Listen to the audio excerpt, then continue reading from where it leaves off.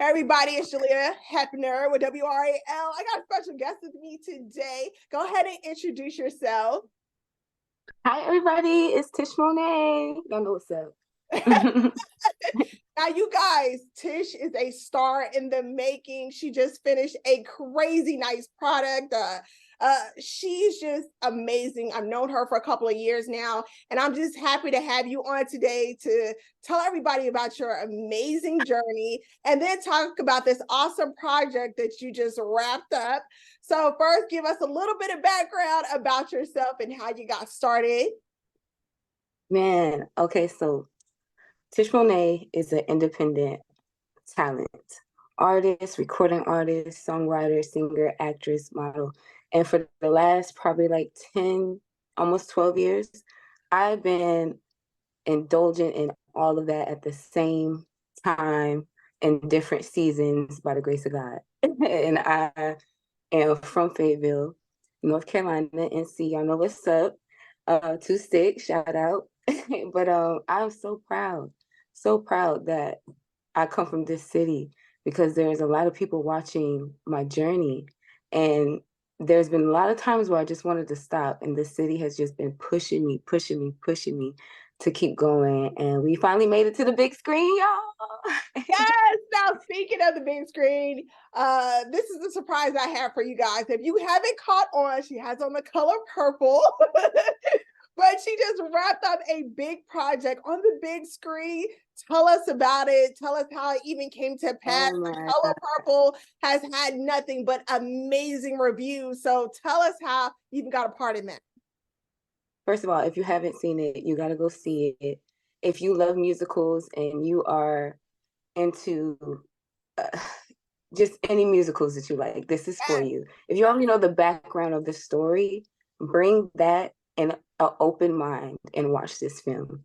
I was like berserk when I had got the email after submitting to their casting off of Facebook. Like just just Facebook. I had eventually been doing so much film that I learned to kind of like cast myself.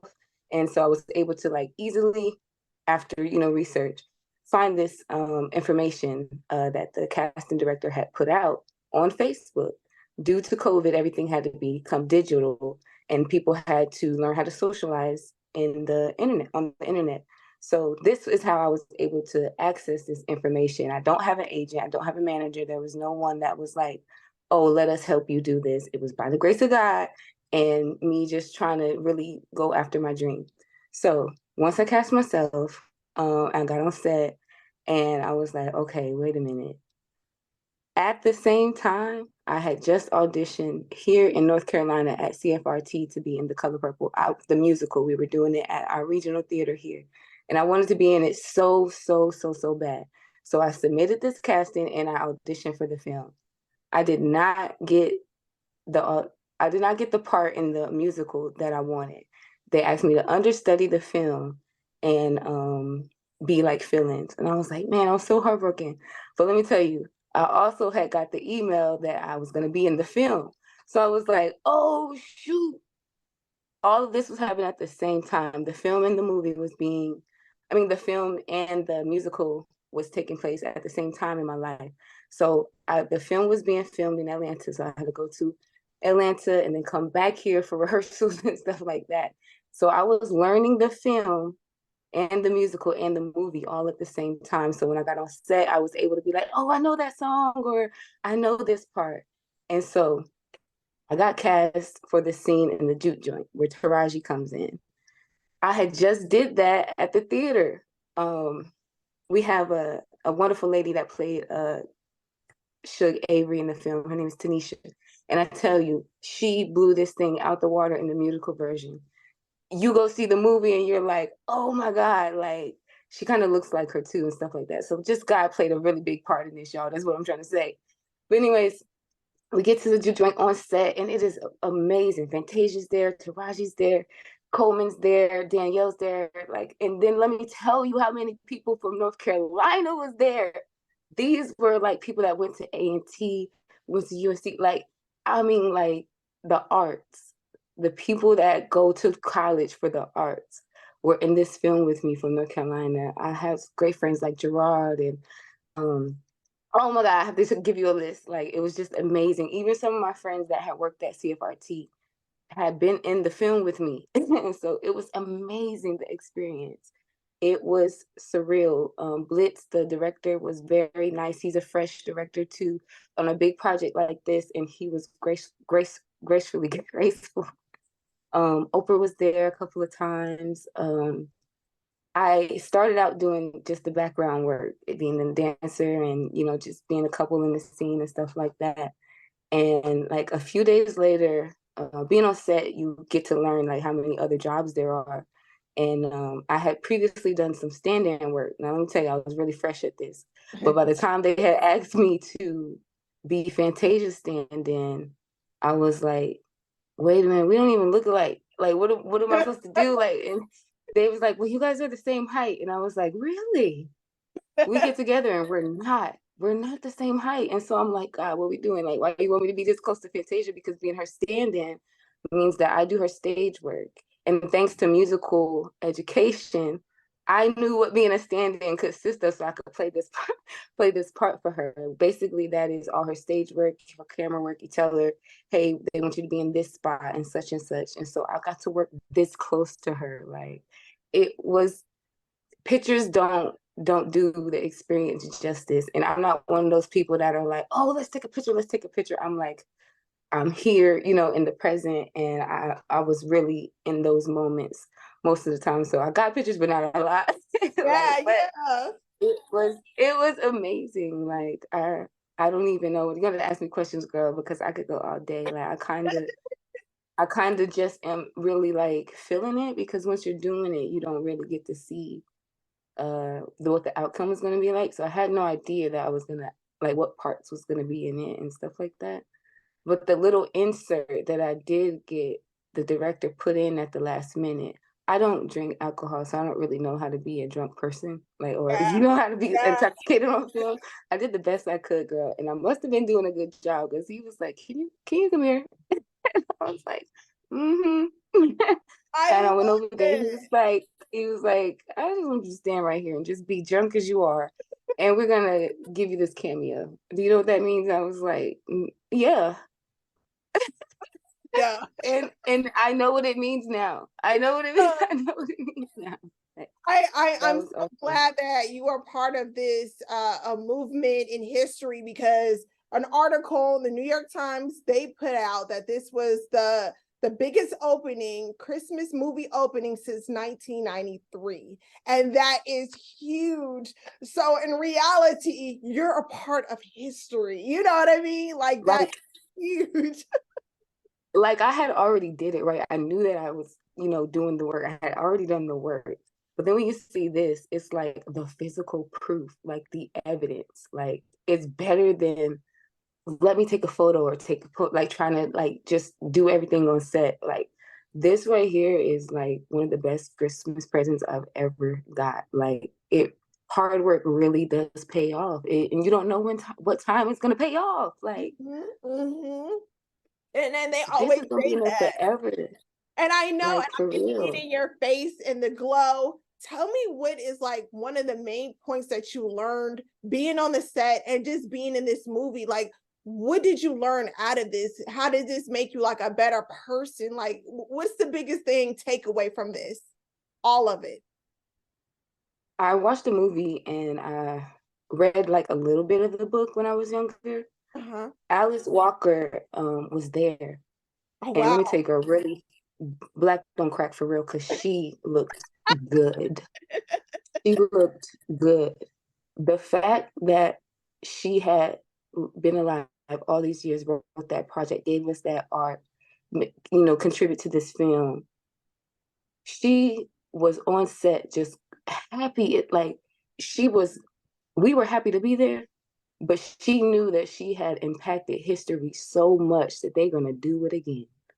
You know what I mean? Uh-huh. And once I got to see that, and I realized that all of these people here on this set, they half of us don't even realize that we are making history today, or all these 6 months that we've been on this project. Like, people were conquering fears on set. Like there were like we were up to like 5 a.m. sometimes, and like in your mind you're like, I want to go home and this and that, but like to see her face and to know that I'm going to have that same reaction one day, you know, like I learned that you really got to live in these moments as life goes by. Every day is you're going to work and you're letting the time pass, or you're not choosing not to speak to someone. Like no. Live in these moments, take up all this space, take up all this time, because I was there and now there is proof, you know? Yeah.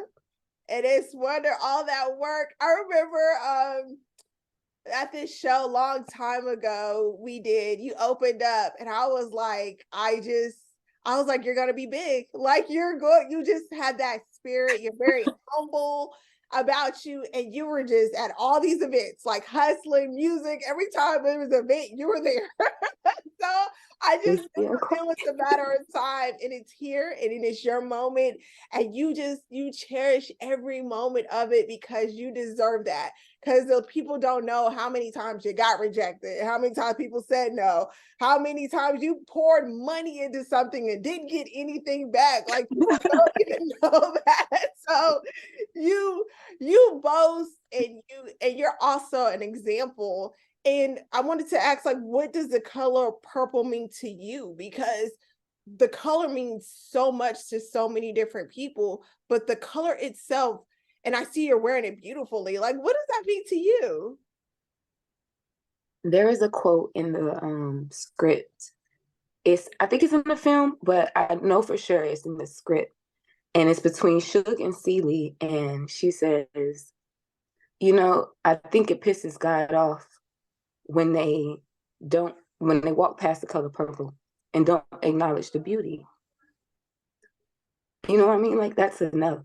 Mhm. There is so much beauty around us and people aren't really acknowledging it right now, especially right now.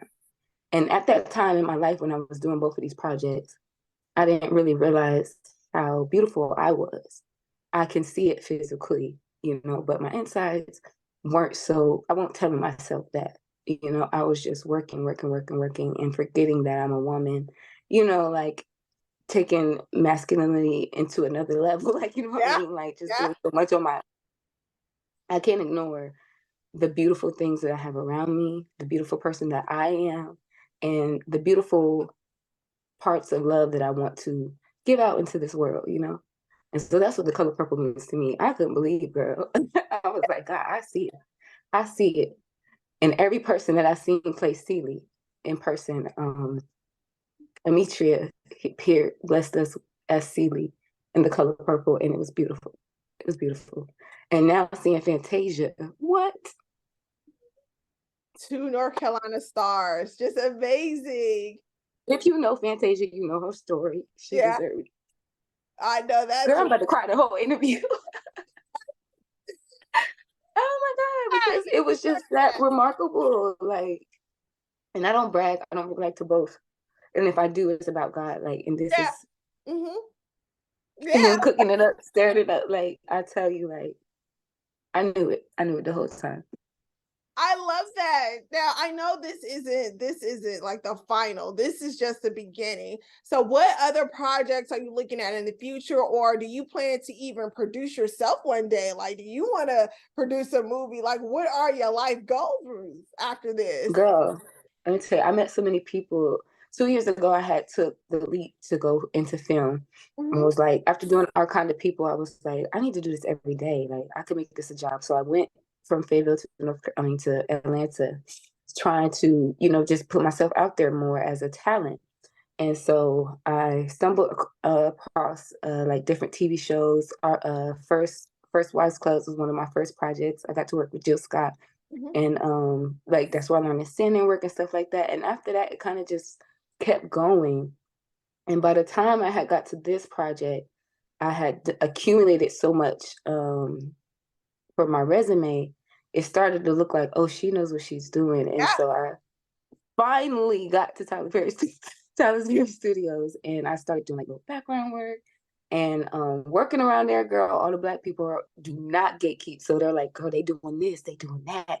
If you know how to do makeup, girl, come over here so you can be on the like Uh-huh. whatever it is, like pick it up. So one day I was on set and found out that they were doing 6 AAA and like Mia Kupla, like other films, and they were shooting what is it, All the Queen's Men and Sisters and stuff Yes. like that. So I Uh-huh. started just working at Tyler Perry Studios, and 6 AAA is going to be his next film that he comes out, and I think that he's trying to do it like on BT, so it Mhm. might take a little, works in the process. Yeah. Also, the film industry had went on strike for about 9, almost 10 months Mhm. over this time, so everything that we had filmed, everything we had worked on, almost everything I did in Atlanta was like put on hold. Mhm. So now that it's lifted, it's gonna be coming out, Yeah. whatever. So that gives me time to work on other things and like establish what I want to produce in a new way or whatever. So 6 AAA, I'm really looking forward to that one because it also pays homage to history and also another one I can't really think of off the top of my head because I'm still crying. But like there's gonna be so much. It's gonna be like it's called Supreme at Earl's. That was shot here in North Carolina in Wilmington. It is a Black movie. It stars Sanaa Lathan and Nadine Ellis. Oh And let me wow. tell you, Okay. yes, it's not about the Supremes, but it's a really, really, really cool 1950s, 70s style movie. Yeah. And it was shot in North Carolina and Wilmington, and it is an all Black film. I love it. So I'm really excited about that. And I actually cast some of my friends Uh-huh. in that. Some of the people around here that were into doing film. I started doing some casting after I learned how to cast myself on all these things, whatever. I was like, let me see who else want to do this or whatever. End up Right. getting half my friends in some films. So by the grace of God, it's been good to me, girl. I It's been good love to me. that. Now, a young lady or even someone who's older who always wanted to act or get into music or just do something they really love and they're scared and they're reading your story or watching this video. What's the one thing you can say to encourage them or the advice because you've been through it all. You had your ups, your downs, and now your whole career has skyrocketed. But you had to go through the hard times first. So tell everybody some advice of what you learned and what you would say to them. I would say, I think it's 3 things. Okay, so one would be sharpen your tools. Mm, Once you find out what your gifts are, sharpen your tools because those are your gifts and your tools.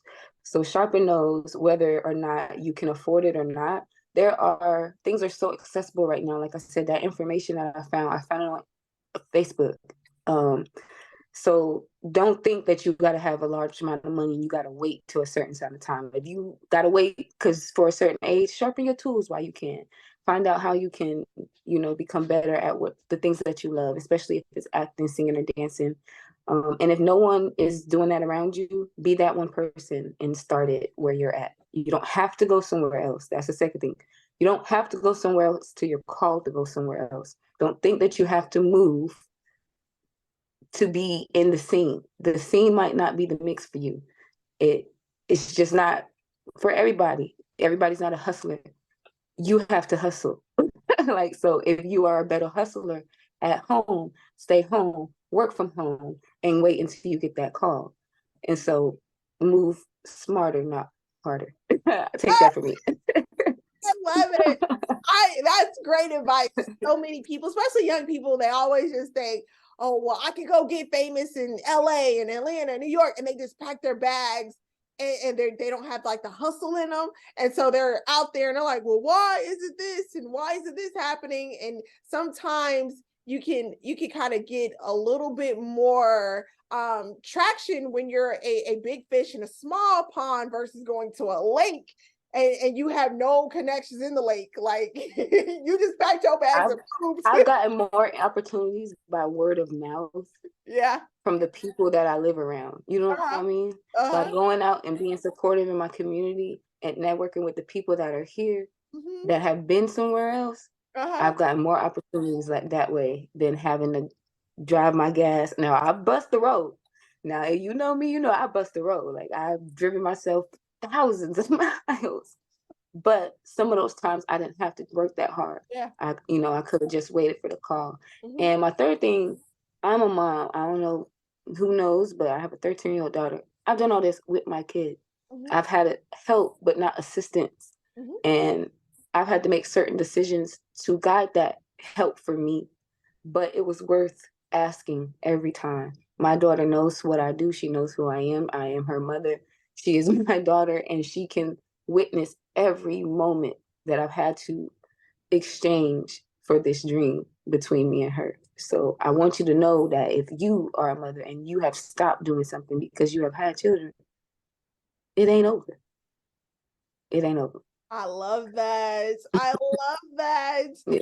Before we get out of here, everyone's gonna ask you, but what's it like to work with superstars? Do you feel like when you see them you're mind blown, or do you sometimes just feel like, okay, I could do this job? Because in reality they're kind of like me and you. Like, as people who not met celebrities, do you think sometimes we just put them like way up? Are they just down to earth and cool?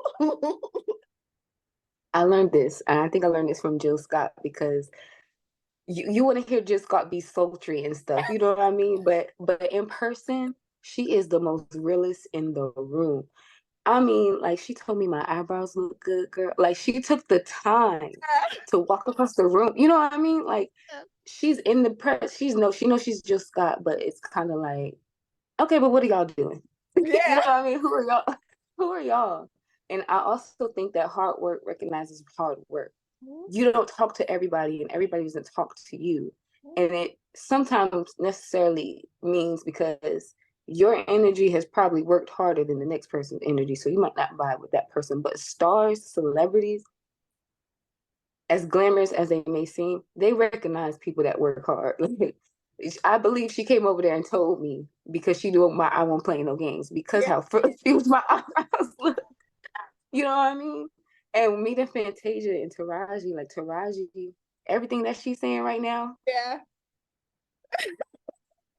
it's tea, girl. It's tea. It's tea. Like, that woman deserves to be saying everything that she says. She deserves what she's asking for, and all Black women do. And she's like that on set. If you need looking like you need some water, she needs some water, okay? And she deserves a bottle of water. I know And it that's just right. makes, you know what I mean? It makes sense. Like, and Fantasia, she reminds me of Sweet Home North Carolina, like, for real, for real.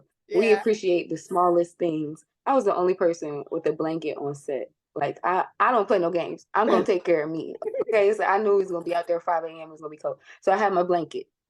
It's a big blanket, girl. It's like the comforter. Okay. Because Okay. I can't be cold. I'm gonna be there. God said I'm gonna be there.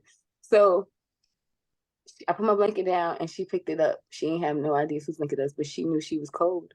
She didn't care Yeah. how much that blanket cost. It didn't nobody offer her no blanket. It was no blankets on set for her. Yeah. Her sister didn't even have no blanket for her. She picked up that blanket, and I looked, and she had my blanket, and I was like, she got my blanket. What we gonna do?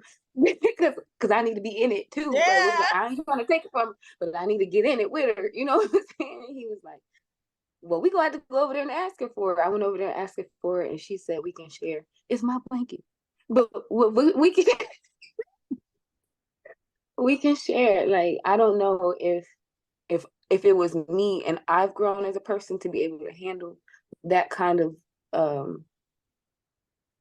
grace, or whatever you want to call it. Yeah. But I do think that you got to have some kind of understanding level of maturity, and you got to know what working hard feels like, so you can respect that person's space. Mm-hmm. You know what I mean? Definitely. So it was a blessing to be around them. But did I feel too different off? Girl, because I'm Tishmone that girl. And then I let them know. So I mean, I ain't got to be trying to sell my CDs or nothing like that, but I can still be personable and respectable. You know what I mean? Like, and they didn't forget. They ain't gonna forget. I know She wasn't that's cold. right. She ain't gonna remember that. She gonna remember that I had a blanket on set. It's the small stuff. It's always the small stuff that people remember that made them feel good. It's always the small stuff. Before we go, I don't got too much, girl. Do you have like Yeah. any shout outs? Do you have any people that you just want to thank that just that just we gonna make sure this is like the pre-awards because I feel the awards coming and I feel it. I feel the nominations coming up. So we're gonna do a pre-reward show and just you got the WRAL award. Who you thanking? Who you shouting out as you got this award? Thank you so much. Thank you, thank you, thank you, thank you, thank you, God. First and foremost, I like to say God did it. He did it and he gonna do it again. So I also want to thank my city because my city represents me so well. They support me and they keep me going. My family and my friends, they always support me. My daughter, she makes sure she the one that say, yes, mommy, I think you should go to that. You know what I'm saying? Like it's all that love is there. So I'm very thankful for that. I'm also thankful for the small things in life. I'm also thankful for the big opportunities that are big but have harder processes. And I'm thankful for the process. I'm thankful for the process. Like I'm not getting there too soon or too fast. I'm gonna get there when it's, at the right time. And I'm thankful for that. And this right here, this right here, this go to my God and my city. Thank you so much. I love you said that. I'm glad you are thankful for the process because you didn't get there too fast. Because I feel like sometimes music artists, any type of artist, whether they're a TV movie, I feel like sometimes when you get there too fast, you blow it because you're not on set on time because you feel like you don't have to be, like you don't know what it's like to struggle and get no's, or have to be out 5 a.m. and maybe do stuff that you don't get paid for, do a couple of, gigs that you might not get paid for. But I feel it and I see it. You're humble because you felt it all. You've been there. You know what it's like. So now that you're at the mountaintop, you can really say, oh God, that's why you had me doing all this, Yes, I'm thankful for every person that let me sleep on their couch, for Uh-huh. everybody that sent me gas money, for Mm-hmm. everybody that, asked me did I eat today, for everybody that, looked out for my child, people like you who are giving resources and information to the people and have called me to be a guest of it. Like I am thankful for all parts of this journey. It looks like one way when you're dreaming, like when you see somebody that's your icons or whatever, when you see them, it looks so glamorous, and you would never think that you would even have to go through such things that you have to go through upon these kind of journeys. But I think that part is the real movie. You know Yeah, what I mean? Like that part is the it real movie. And that's why we get to watch things like that, because the process is the movie. is. And I thank you so much for doing this.